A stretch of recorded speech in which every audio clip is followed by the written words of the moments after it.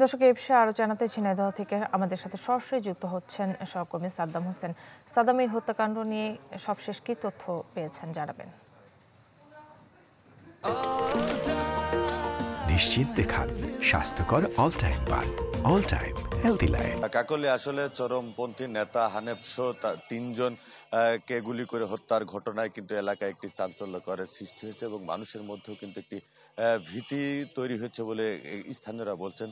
কারণ এই হত্যাকাণ্ডের পরে কিন্তু যে জাসদ গণবাহিনীর নেতা কালু তিনি কিন্তু বিভিন্ন গণমাধ্যমে তিনি বিবৃতি দিয়েছেন, যার ফলে কিন্তু আবার মানুষের যেটি আশঙ্কা করছে যে দীর্ঘদিন এই চরমপন্থীদের যে আনাগোনা সেটি কিন্তু ছিল না, কিন্তু আবার নতুন করে তৈরি হয় কিন্তু মানুষের মধ্যে একটি আতঙ্ক বিরাজ করছেন। এবং আরেকটি বিষয় আপনাকে জানিয়ে রাখি যে 2003 সালে এই কালো বাহিনী কিন্তু এই একই জায়গায় 5 জনকে গুলি করে হত্যা করেছিল এবং দীর্ঘ বছর পরে আবার একই স্থান থেকে 3 জনের এই গুলিবিদ্ধ মরদেহ উদ্ধার করা হয়। ফলে কিন্তু মানুষের মধ্যে একটি আতঙ্ক বিরাজ করছে। তবে পুলিশের পক্ষ থেকে তারা বলছেন যে আসলে কেন কারা কি কারণে হত্যা করেছে সেটি কিন্তু তাদের সেই তদন্ত অব্যাহত রেখেছে এবং এখন পর্যন্ত কিন্তু এই ঘটনায় কাউকে পুলিশ কিন্তু আটক করতে পারেনি। তবে পুলিশ যেটি বলছে যে তারা কিন্তু তদন্ত চালিয়ে যাচ্ছে, আর যে মরদেহ এটি কিন্তু এখনো থানার মধ্যে রাখা হয়েছে ময়না তদন্তের জন্য।